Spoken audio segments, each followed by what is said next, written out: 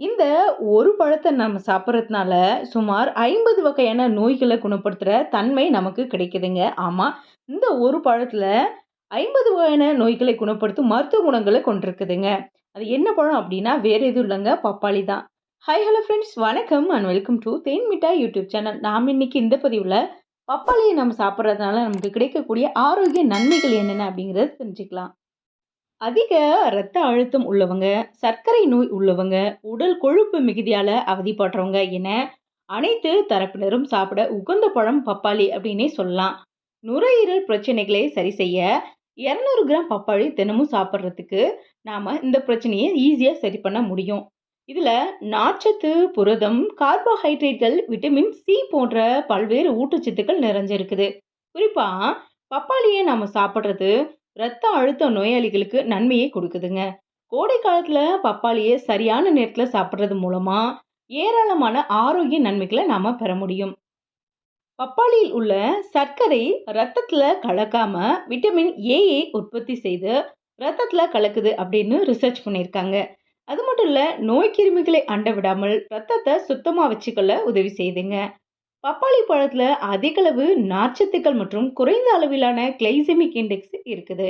இதனால பப்பாளியை சாப்பிடுறது ரத்த சர்க்கரை அளவை கட்டுப்படுத்தி இன்சுலின் உணர்திறனை மேம்படுத்த உதவி செய்யுது.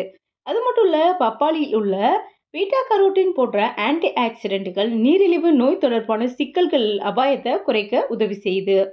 தினமும் பப்பாளி சாப்பிட பித்தத்தை தெளிய வைக்கும் அப்படின்னும், கல்லீரல், கணையம், சிறுநீரகம், பெண்களுக்கு ஏற்படும் மாதவிலக்கு பிரச்சனை, இரத்த சோகை என பல்வேறு நோய்களை எதிர்க்கும் சக்திகளை உற்பத்தி செய்யும் பப்பாளி.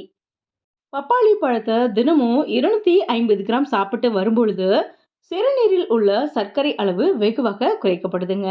குழந்தை பெற்ற பெண்கள் பப்பாளி காயை சமைத்து சாப்பிடும்பொழுது அவங்களுக்கு தாய்ப்பால் அதிகம் சுரக்கும்.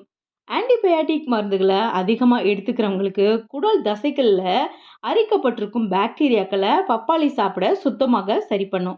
இதனால மருத்துவ சிகிச்சை பெற்று வர்றவங்க அவசியம் பப்பாளி சாப்பிடணும். குழந்தைகள் அதிகம் பாதிக்கும் குடல் நாடா புழுக்களை முற்றிலும் அழிக்கும் ஆற்றல் மிக்கதுங்க இந்த பப்பாளி பழம். கோடை காலங்கள்ல உடலை நீரேற்றமா வச்சிருக்கிறது ரொம்பவே அவசியம். அதனால உடலை நீரேற்றமா வச்சிருக்க பப்பாளிய பகல்ல நல்லா சாப்பிடலாம். அது மட்டும் இல்ல, பப்பாளி அதிக அளவு நீர் சத்து இருக்கிறதுனால இது உடல்ல நீர் இழப்புகள் ஏற்படாம பாதுகாக்க உதவி செய்யுது. கூடுதலா உடலுக்கு தேவையான ஊட்டச்சத்துக்களையும் பப்பாளி தருதுங்க. பப்பாளியில் பாக்டீரியா எதிர்ப்பு பண்புகள் மற்றும் ஆன்டி ஆக்சிடென்ட்கள் நிறைஞ்சிருக்கு. இது சரும பிரச்சனைகளை தடுக்க உதவி செய்யுது. அது மட்டும் இல்ல, சருமத்தில் ஏற்படும் வீக்கத்தை கட்டுப்படுத்தவும் பப்பாளி உதவி செய்யுது. பப்பாளி பழக்கூழ், மஞ்சள் தூள், விளக்கெண்ணெய் கலந்து கால் பாதங்கள்ல தடவி வர கால் பாத வெடிப்புகள் நீங்கி பாதங்கள் அழகாகும். பேரிச்சம்பழம், கிஸ்மிஸ் பழத்தை வெந்நீர்ல ஊற வச்சு அது கூட பப்பாளி பழக்கூழை கலந்து நம்ம முகத்துல தேய்ச்சிட்டு வரும்பொழுது முகம் புது பொலிவு பெறும். கரும்புள்ளிகள் மறையும்.